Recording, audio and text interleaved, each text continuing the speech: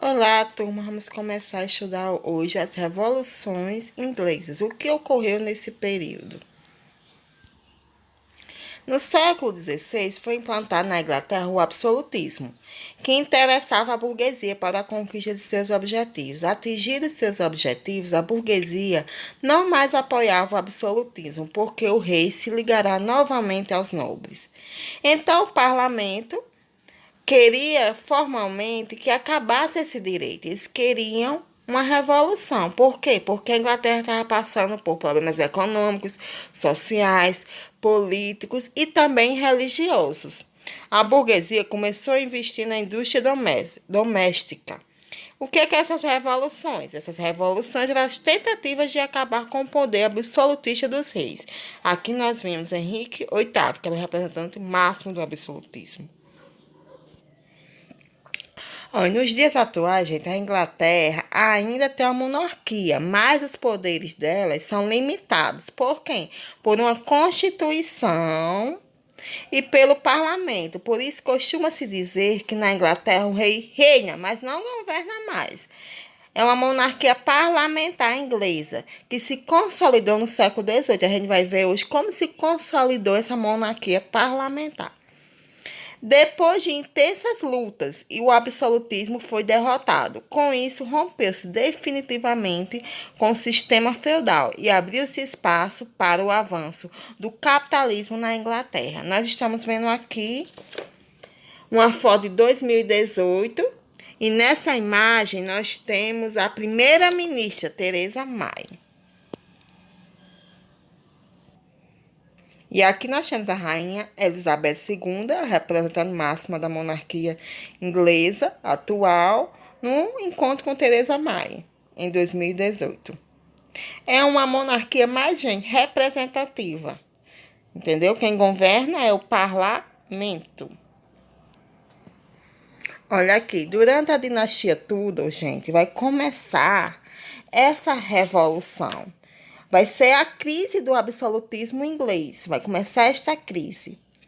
Havia uma relativa harmonia entre as elites inglesas. No entanto, após a morte da Elizabeth I, que foi em 1603, foi a última governante daquela dinastia, vão ocorrer o quê? Diversos conflitos envolvendo,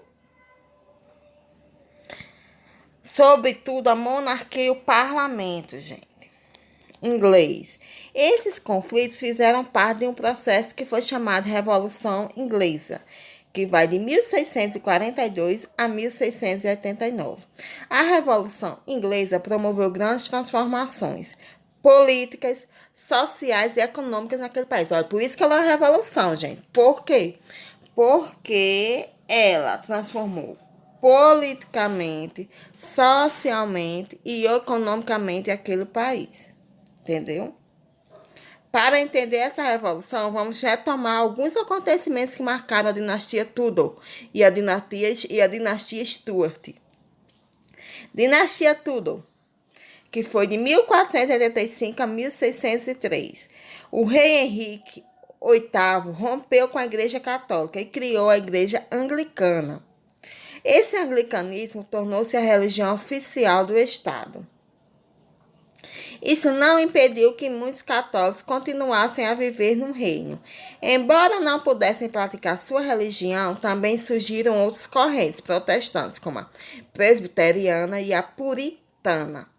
De modo geral, ao longo do domínio da dinastia Tudor, houve certa estabilidade política e prosperidade econômica na Inglaterra, gente. Nesse período, os reis e o parlamento alinharam seus interesses, o que garantiu tanto o poder dos monarcas quanto os parlamentares. Também, eles interferiram na economia, beneficiando alguns grupos de nobres e burgueses.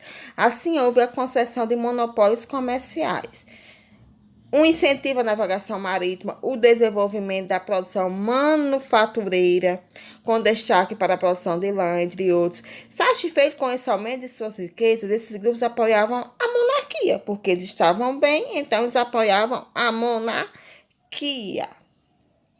Em 1603, com a morte de Elizabeth I, a dinastia Tudor chegou ao fim. A sucessão do trono passou para seu primo Jaime, Primeiro, de 1566 a 1625, que iniciou a dinastia Stuart. Olha aqui a imagem de um filme que representa essa dinastia.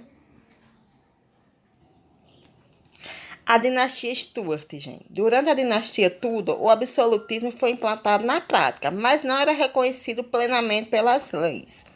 Na época, as leis do reino e igreja determinavam que o parlamento era o principal representante do Estado e detentor do poder político.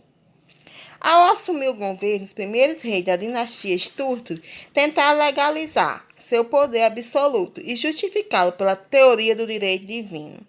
Segundo essa teoria, o rei era predestinado por Deus a governar e por isso estava acima de todos os súditos. Eles pensavam que o rei era o representante direto de Deus, então eles tinham que governar sobre tudo e sobre todos, e eles não precisavam explicar as ordens para ninguém.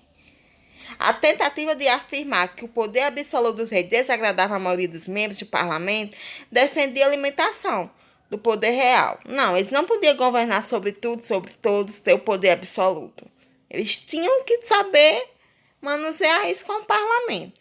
E, além disso, vários setores da sociedade estavam insatisfeitos com o governo. Em 1605, por exemplo, um grupo de católicos planejou matar o rei Jaime I.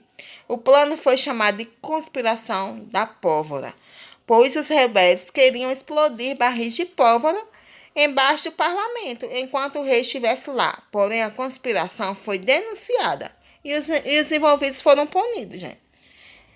Começou tudo isso porque os Stuarts queriam governar totalmente, com poder absoluto, sem interferência do parlamento. Aí começou a radicalizar esses conflitos. Carlos I, em 1606 a 1649, sucessor de Jaime I, aumentou os impostos e tentou firmar o poder absolutista e se intensificou o descontentamento da população, gente. E os conflitos entre a monarquia e o parlamento. Porque o parlamento queria que o rei governasse com auxílio deles, queriam também opinar. E o rei não, queria governar totalmente. Olha aí uma pintura de Carlos I. Então, o que vai ocorrer? Esse parlamento, em 1628, estabeleceu por meio de petição dos direitos que o rei não poderia criar impostos, convocar o exército ou mandar prender pessoas sem a prévia autorização parlamentar. No ano seguinte, o rei Carlos I reagiu a essa petição. Perseguiram políticos que lhe fizessem oposição, fechou o parlamento. Ele governou sem o parlamento por 11 anos. Ele era absolutista, era um rei absoluto. Porém, em 1640, uma revolta escocesa contra o governo chegou para o rei Carlos I. Ele convocou o parlamento para conseguir recursos financeiros. Uma vez reunido, o parlamento tomou novamente uma série de medidas que desagradaram o rei.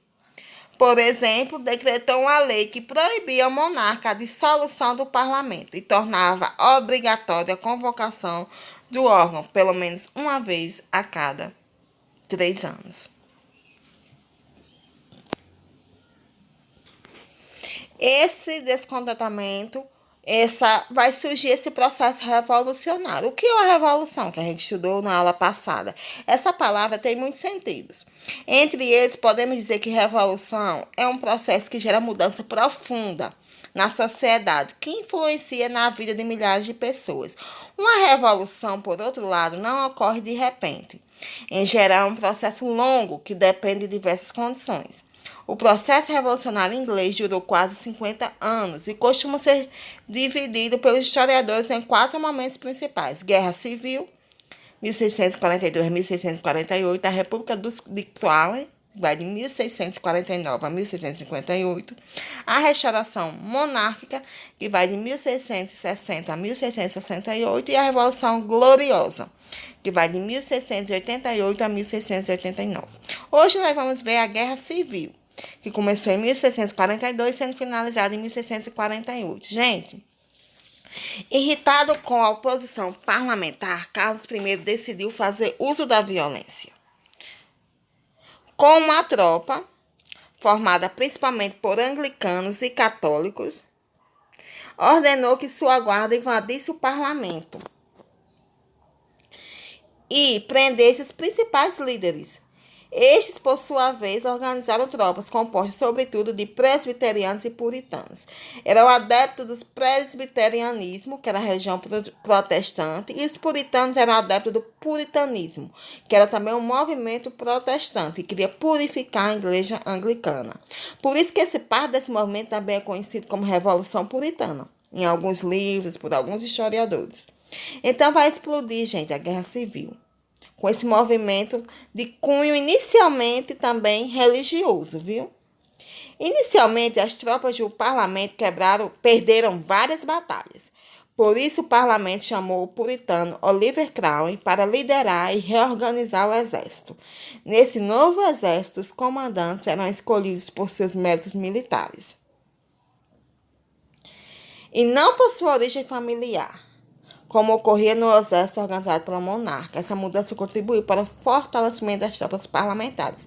Não era mais importante um título, era importante que você lutasse, né? Olha, a Guerra Civil chegou ao fim com a vitória das forças do parlamento na Batalha de Naseby, em 1645. Carlos I foi preso e decapitado, gente, em 1649, sendo o primeiro monarca europeu a ser executado por forças revolucionárias. Isso aqui é um filme, né? Morte ao Rei. Isso aqui vai representar Oliver Cromwell, um ator britânico. Então, essa é a primeira parte das nossas aulas sobre revoluções inglesas. Continuamos na próxima.